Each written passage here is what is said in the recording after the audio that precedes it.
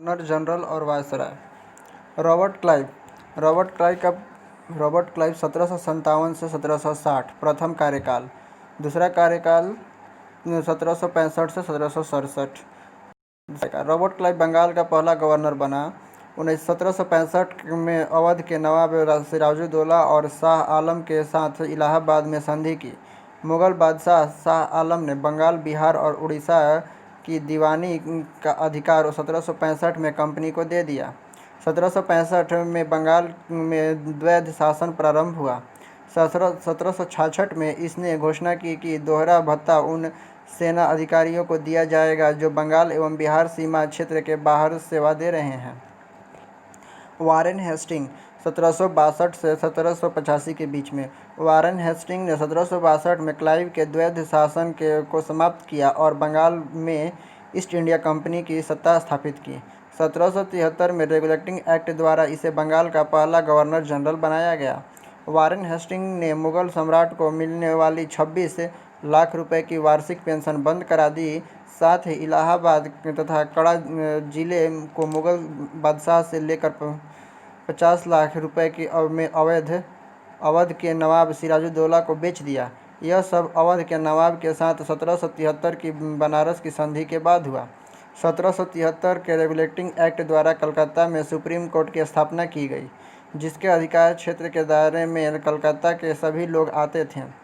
कोलकाता के बाहर के विवादों का निपटारा यह अदालत तभी करती थी जब इसके लिए दोनों पक्ष सहमत थे। कलकत्ता में एक सदर दीवानी और एक सदर निजामत अदालत की स्थापना की गई। प्रथम मराठा अंगला युद्ध तथा सालबाई की संधि 1782 इसी के शासनकाल में संपन्न हुई। 1781 में हेस्टिंग ने कलकत्ता में मुस्लिम शिक्षा के लिए एक मदरसे की स्थापना की। इसके ही समय में 1782 में जोनाथन डंकन ने बनारस में संस्कृत विद्यालय की स्थापना करवाई। इसी के समय 1784 में the Asiatic Society of Bengal की स्थापना सर विलियम जोन्स ने की। लॉर्ड कॉर्नवालिस 1786 से 1793 ईस्वी। कॉर्नवालिस ने कानून की विशिष्टता का नियम जो इससे पूर्व नहीं था भारत में लागू किया। कॉर्नवालिस ने 1793 में प्रसिद्ध कॉर्नवालिस कोड कॉर्नवालिस संहिता का निर्माण करवाया, जो शक्तियों के पृथक्करण सिद्धांत पर आधारित थी। कॉर्नवालिस संहिता को प्रस्तुत कर कॉर्नवालिस ने जिला कलेक्टरों से न्यायिक एवं फौजदारी शक्तियों को वापस ले लिया। अब उनके पास राजस्व संबंधी अधिकार ही शेष रह गया था। कॉर्नवालिस ने जिला दीवानी न्यायालयों के लिए एक नए पद जिला न्यायाधीश का सृजन किया, जो सभी दीवानी मामले देखता था। इसने भारत न्यायाधीशों की अध्यक्षता वाली जिले फौजदारी अदालतों को समाप्त कर दिया और यूरोपीय अदालत की स्थापना की। कॉर्नवालिस को भारत में नागरिक सेवा का जनक माना जाता है। इसने उच्च प्रशासनिक पदों पर भर्तियां की नियुक्ति बंद कर दी। तृतीय मैसूर युद्ध 1790 से 1792 तथा श्रीरंगपट्टनम की संधि 1792 इसी के शासनकाल में हुआ। 1793 में कॉर्नवालिस ने अस्थायी बंदोबस्त प्रणाली बंगाल तथा बिहार में लागू की, जिसमें अब जमींदारों को भू राजस्व का 10/11 भाग कंपनी को तथा 1/11 भाग अपनी सेवाओं के लिए अपने पास रखना था। सर जॉन शोर के समय में ब्रिटिश सांसद ने 1793 का चार्टर एक्ट पास किया। ये तटस्थ नीति का पोषक था। यह अपनी हस्तक्षेप नीति के लिए प्रसिद्ध था। इसने केवल अवध के मामले में हस्तक्षेप किया। लॉर्ड वेलेस्ली 1798 से 1805 ईस्वी। लॉर्ड वेलेस्ली अपने सहायक संधि प्रणाली के कारण प्रसिद्ध हुआ। इसकी नीति का लक्ष्य भारत में ब्रिटिश प्रभुता की स्थापना करना था। इसने भारत में अंग्रेजी साम्राज्य के विस्तार को अपना लक्ष्य बनाया। सहायक संधि में शामिल होने वाले राज्य में कंपनी एक सहायक सेना रखती थी एवं प्रसिद्ध राज्य में एक ब्रिटिश रेजिमेंट को नियुक्त किया जाता था। हालांकि वेलेज़ली से पूर्व भारत में सहायक संधि का प्रयोग डुप्ले फ्रांसीसी ने किया था। सहायक संधि करने वाला पहला राज्य हैदराबाद के निज़ाम थे। वेलेज़ली के समय चौथा आंग्ल मैसूर युद्ध लड़ा गया और 1799 में टीपू सुल्तान को हराने के पश्चात इसने मैसूर पर कब्जा किया। 1799 में इसे मेहंदी अल नामक दूत को फारस के शाह के दरबार में भेजा। लॉर्ड वेलेज़ली ने कलकत्ता में नागरिक सेवा में भर्ती किए किए गए युवकों को प्रशिक्षित करने के लिए फोर्ट विलियम कॉलेज की स्थापना की। वेलेज़ली बंगाल टाइगर नाम से प्रसिद्ध था। लॉर्ड कॉर्नवालिस 1805 यह इसका दूसरा कार्यकाल था, परंतु 3 माह बाद गाजीपुर में इसकी मृत्यु हो गई। यही इसकी कब्र बनी हुई है। सर जॉर्ज बारलो 1805 इसने हस्तक्षेप की नीति का कड़ाई पालन किया। इसी के समय होलकर के साथ संधि राजपुरा घाट के संधि 1805 में हुई। द्वितीय आंग्ल मराठा युद्ध समाप्त हुआ। लॉर्ड मिंटो प्रथम 1807 से 1813 1809 में मिंटो ने चार्ल्स मेटकाफ को महाराजा रणजीत सिंह के दरबार में भेजा, जहां अमृतसर की संधि हुई। इसके समय में चार्टर एक्ट 1813 पारित हुआ। इसी ने बुंदेलखंड और नागपुर के विद्रोह को समाप्त किया। लॉर्ड हेस्टिंग्स 1813 से 1823 इसने हस्तक्षेप नीति का अंत करके भारत में राजनीतिक एकता स्थापित करने का प्रयास किया। इसके समय में आंग्ल नेपाल युद्ध 1814 से 16 गोरखा युद्ध लड़ा गया। इसके समय में पिंडारियों का दमन हुआ। जॉन मेलकॉम ने पिंडारियों को मराठा शिकारियों के साथ शिकारी कुत्तों की उपमा दी है।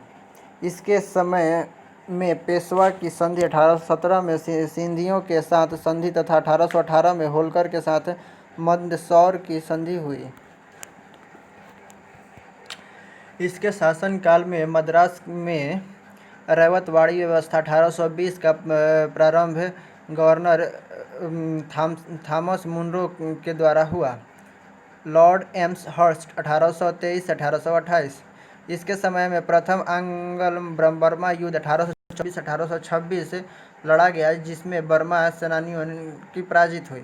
1826 में दोनों के मध्य डायुनबू की संधि हुई। इससे कंपनी के नियंत्रण वाले क्षेत्रों का विस्तार हुआ। इसके समय में 1824 में बैरकपुर की सैनिक छावनी में विद्रोह हुआ, जिसका कारण भारतीय सैनिकों द्वारा बर्मा जाकर युद्ध करने से इनकार, क्योंकि समुद्र पार जाना इनके धर्म के विरुद्ध था। लॉर्ड विलियम बेंटिंग 1828 से 1835 विलियम कैवेंडिश बेंटिंग भारत के प्रथम गवर्नर जनरल बने। कॉर्नवालिस द्वारा स्थापित प्रांतीय न्यायालयों तथा दौरा न्यायालयों को इसने समाप्त कर दिया और इनके स्थान पर संभागीय आयुक्त नियुक्त किया गया। इलाहाबाद के सदर दीवानी और सदर निजामत अदालतें स्थापित की गई। बेंटिंग ने तत्कालिक भारत में व्याप्त सामाजिक कुरीतियों को समाप्त करने का प्रयास किया। सामाजिक सुधार के क्षेत्र में सती प्रथा की समाप्ति इसके प्रशासनिक कार्य था। बेंटिंग ने सती प्रथा की समाप्ति हेतु बनाए गए कानून की धारा 17 को दिसंबर 1829 में लागू कर विधवाओं के जलने पर पूर्ण प्रतिबंध लगा दिया। इसके समय में ठगी प्रथा देश के विभिन्न क्षेत्रों में फैली थी। इसकी समाप्ति के लिए बेंटिंग ने कर्नल सलीमन तथा स्थानीय रियासतों के मदद से 1830 तक ठगी प्रथा का अंत कर दिया। 1833 के चार्टर एक्ट के बाद बेंटिंग को बंगाल के गवर्नर जनरल के स्थान पर भारत का गवर्नर जनरल कहा जाने लगा। 1835 में मैकाले के प्रस्ताव के अनुमोदन कर दिया गया और शिक्षा का माध्यम तथा उच्च स्तरीय प्रशासन की अंग्रेजी भाषा निश्चित हुई। सर चार्ल्स मेटकॉफ 1835-1836 इसे समाचार पत्रों के मुक्तिदाता के रूप में जाना गया। लॉर्ड ऑकलैंड 1836-1842 इसी के काल के प्रमुख घटना थी प्रथम आंग्ल अफगान युद्ध 1838-1842। ऑकलैंड ने भारत के विभिन्न स्कूलों में अनेक छात्रवृत्ति प्रदान की। इसने सभी प्रारंभिक स्कूलों में शिक्षा का माध्यम उस क्षेत्र की प्रादेशिक भाषा रखी। 1839 में इसने मांडवी राज्य को अंग्रेजी राज्य में मिला लिया। 1839 में ऑकलैंड ने कलकत्ता से दिल्ली तक ग्रैंड ट्रंक रोड का निर्माण शुरू करवाया। लॉर्ड एलन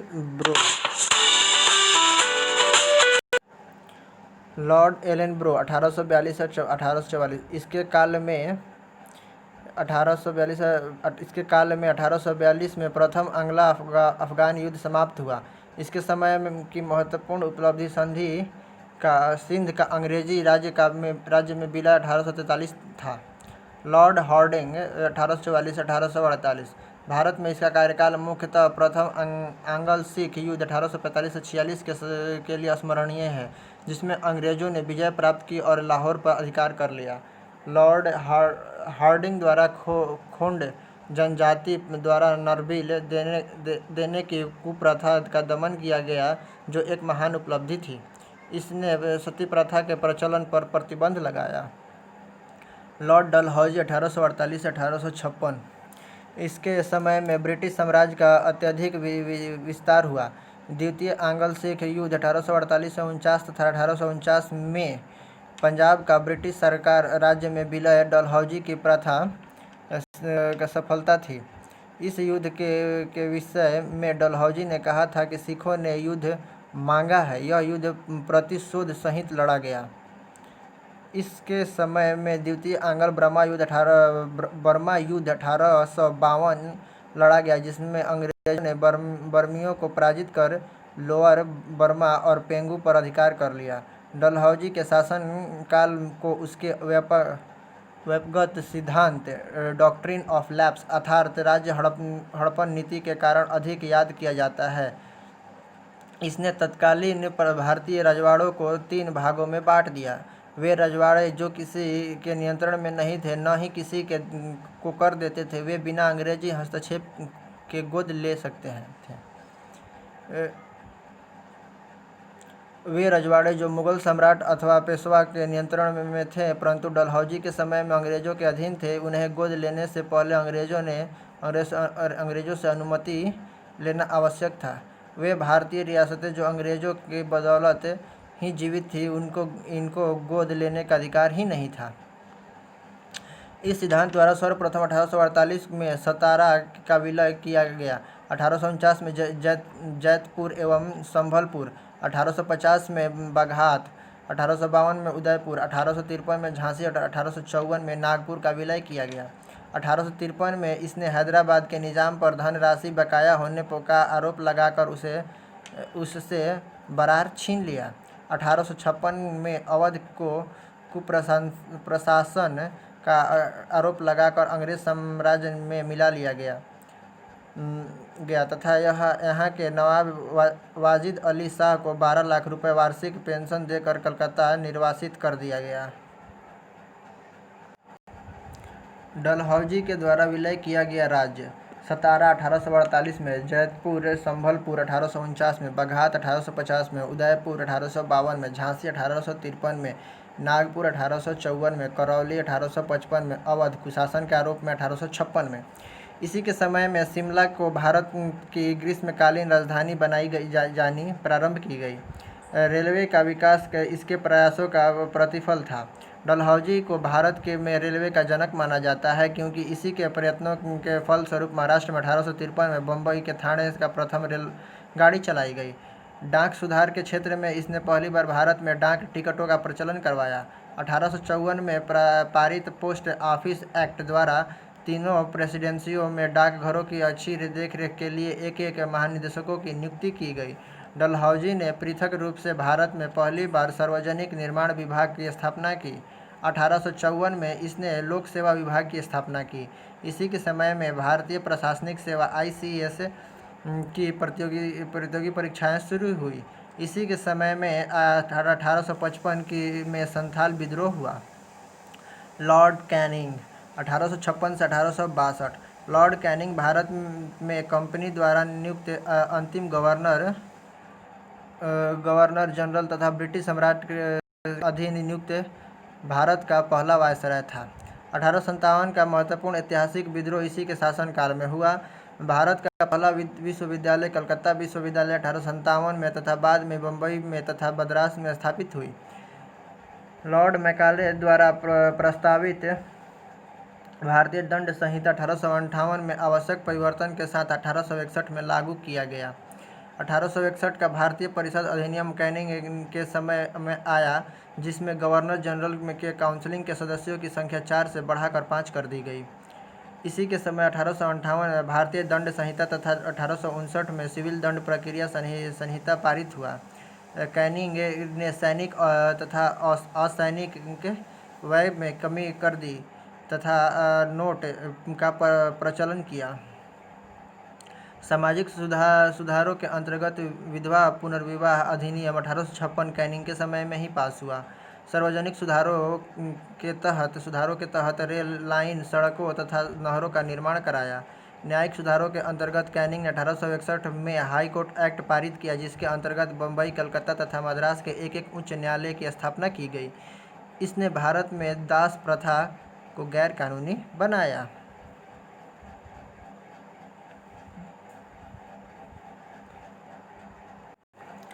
लॉर्ड एलिंगन 1862 से 63 इसकी सबसे महत्वपूर्ण सफलता थी वहाबियों के आंदोलन का दमन। इसके समय में विधवा पुनर्विवाह को प्रोत्साहन प्राप्त हुआ। 1863 में पंजाब में इसकी मृत्यु हो गई। सर जॉन लॉरेंस 1864 से 1869 इसके समय में भूटान का महत्वपूर्ण युद्ध 1864 हुआ, जिसमें भूटान पराजित हुआ। अंततः दोनों पक्षों के बीच संधि हो गई।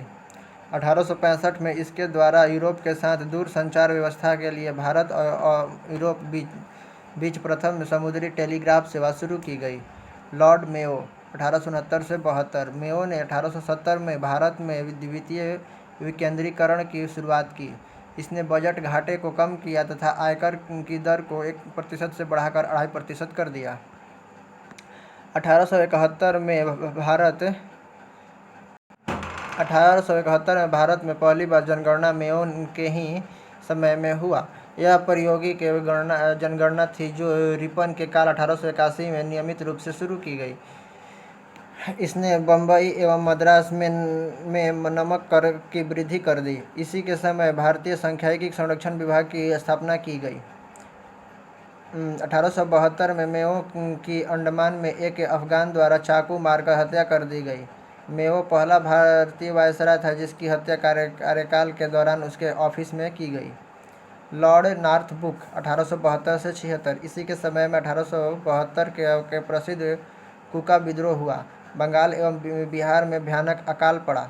1873 में इसने घोषणा की कि मेरा उद्देश्य करों को हटाना तथा अनावश्यक वैधानिक कार्यों को बंद करना है।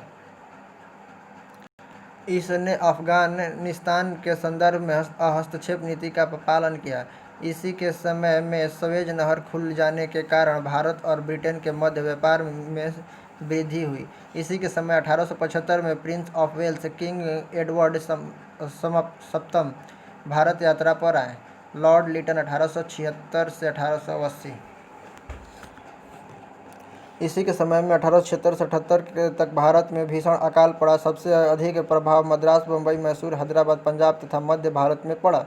इसी के समय में 1878 में वर्नाकुलर प्रेस एक्ट पारित कर भारतीय भाषा में समाचार पत्रों को प्रतिबंधित कर दिया गया। वर्नाकुलर प्रेस एक्ट को S.N. बनर्जी ने आकाश से होने वाला वज्रपात कहा। इसी के समय में सिविल परीक्षा की उम्र 21 वर्ष से घटाकर 19 वर्ष कर दी गई, जिसका उद्देश्य भारतीयों को प्रतियोगिता में प्रवेश से रोकना था। इसने कपास पर लगे आयात शुल्क को कम कर दिया। लॉर्ड रिपन 1880 से 1884 इसे ग्लैडस्टोन के नेतृत्व वाले लिबरल पार्टी द्वारा नियुक्त किया गया। 1881 का प्रथम फैक्ट्री एक्ट इसी के समय पारित हुआ। रिपन के सुधार कार्यों में सर्वाधिक महत्वपूर्ण कार्य था स्थानीय स्वशासन की शुरुआत। यह भारतीयों को स्वायत्त शासन की शिक्षा देना चाहता था, जिससे आगे चलकर वे स्वयं अपने शासन का भार संभाल सकें। चर्चित इल्बर्ट विधेयक 1883 में रिपन के समय प्रस्तुत किया गया। एल्बर्ट बिल पर हुए विवाद के कारण रिपन ने कार्यकाल समाप्त होने से पूर्व त्यागपत्र दे दिए। इसने नगरों में नगरपालिका का गठन किया। रिपन अपने बारे में प्रायः कहता था, मेरा मूल्यांकन मेरे कार्यों से न करें, मेरे शब्दों से। मेरा मूल्यांकन मेरे कार्यों से करना, ना कि मेरे शब्दों से। लॉर्ड डिरफन 1884 से 1888। डिरफन ने किसानों के हितों की रक्षा की ओर विशेष ध्यान दिया। इसके शासन काल की महत्वपूर्ण घटना थी तृतीय आंग्लो बर्मा युद्ध 1885 से 1888, जिसमें बर्मा पराजित हुआ तथा डफरिन ने बर्मा को जीतकर अंग्रेजी राज्यों में मिला लिया। 1886 में अवध और 1887 में पंजाब में टेनेंसी एक्ट पारित किया गया। 1885 में भारतीय स्त्रियों की रक्षा के लिए लेडी डफरिन फंड स्थापित किया गया। इसी के समय 1885 में M.O. ह्यूम ने भारतीय राष्ट्रीय कांग्रेस की स्थापना की। लॉर्ड लैंसडाउन 1888 से 94। लैंसडाउन ब्रिटिश साम्राज्य की सीमा को बढ़ाना चाहता था। इसने मॉर्टिमर डुरंड की अध्यक्षता में एक विशिष्ट मंडल अफगानिस्तान भेजा, जिसके प्रयास से 1893 में भारत और अफगानिस्तान के बीच एक रेखा निश्चित की गई, जो डुरंड रेखा के नाम से जाना जाता है।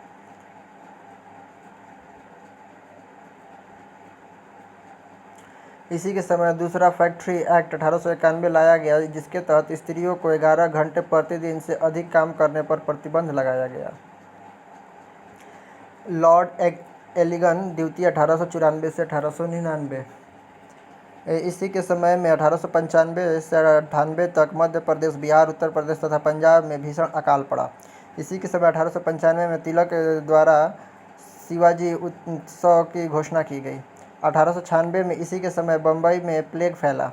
1897 में चापेकर बंधुओं द्वारा पूना में 2 अंग्रेज अधिकारियों की हत्या कर दी गई। इसी के समय 1899 में मुंडा विद्रोह हुआ।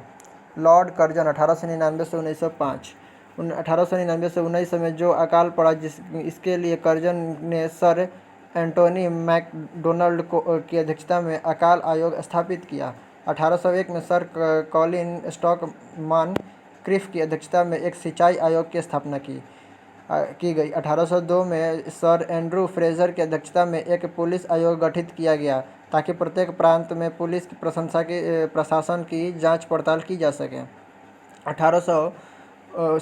पुलिस विभाग ने क्रिमिनल इन्वेस्टिगेशन डिपार्टमेंट (CID) की स्थापना कर्जन के समय में 1902 में सर थॉमसन रैले की अध्यक्षता में विश्वविद्यालय आयोग गठित किया गया और 1904 में इसी के आधार पर भारतीय विश्वविद्यालय अधिनियम पारित किया गया।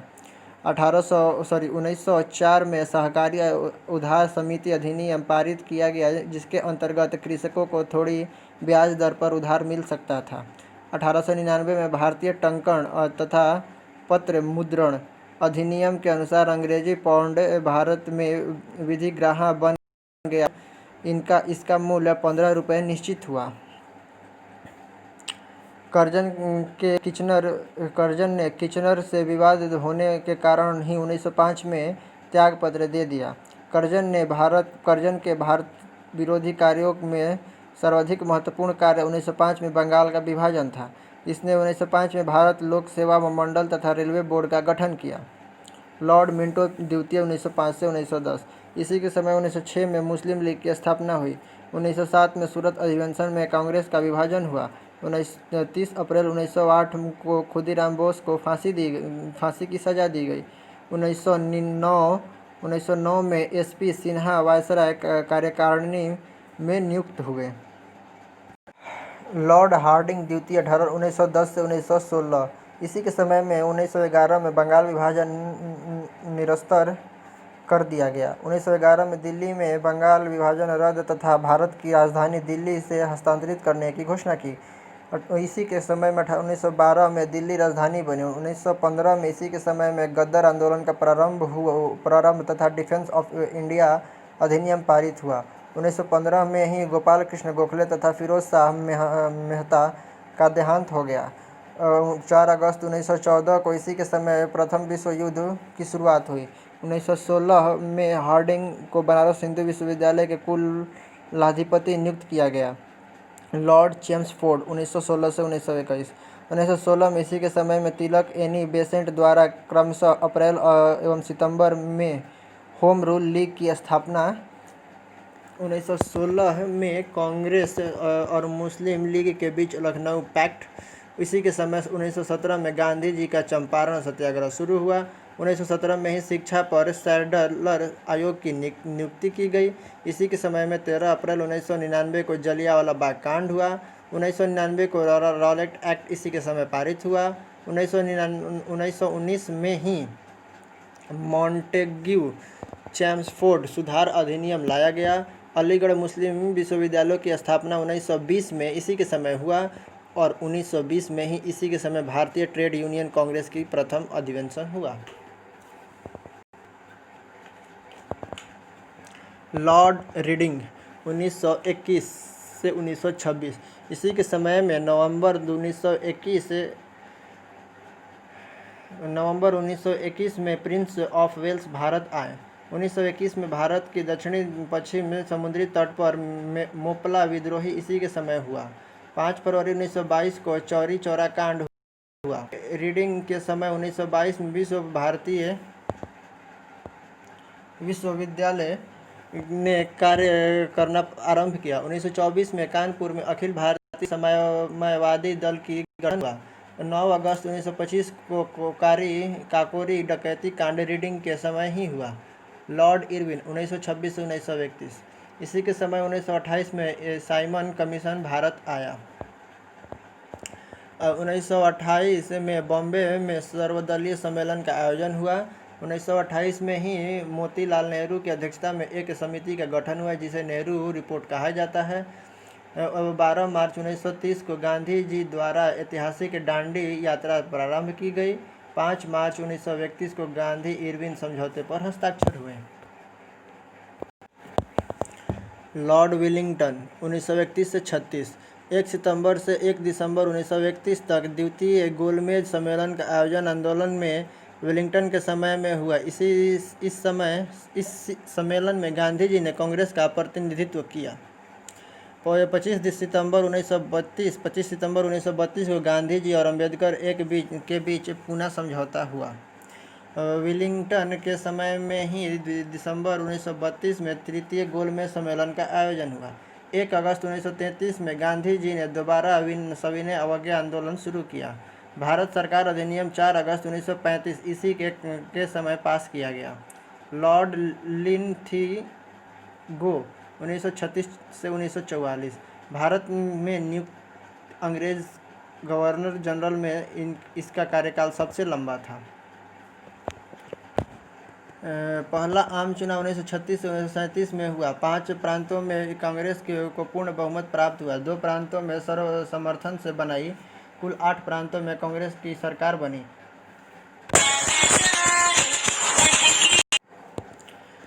पहला आम चुनाव 1936 से 1937 में हुआ। 5 प्रांतों में इस कांग्रेस को पूर्ण बहुमत प्राप्त हुआ। 2 प्रांतों में सर्व समर्थन से बनाई।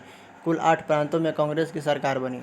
8 अगस्त 1940 को वायसराय द्वारा अगस्त प्रस्ताव लाया गया। 1941 में रविंद्रनाथ टैगोर की मृत्यु हो गई। लिंथीगो के समय 1942 में क्रिप्स मिशन भारत आया। 9 अगस्त 1942 में गांधी जी, अबुल कलाम आज़ाद जैसे नेताओं को गिरफ्तार कर लिया गया। लॉर्ड वेवेल 1944 से 1947। 1945 में शिमला समझौता हुआ। मुस्लिम लीग ने कैबिनेट में मिशन योजना को अस्वीकार किया तथा 16 अगस्त 1946 को प्रत्यक्ष कार्यवाही दिवस मनाया। 2 सितंबर 1946 को जवाहरलाल नेहरू के नेतृत्व में अंतिम सरकार का गठन हुआ। 9 दिसंबर 1946 को संविधान सभा की प्रथम बैठक हुई। लॉर्ड माउंटबेटन मार्च 1947 से जून 1948 तक। वायसराय माउंटबेटन ने जून 3 प्लान के अनुसार 3 जून 1947 को भारत के विभाजन की घोषणा की।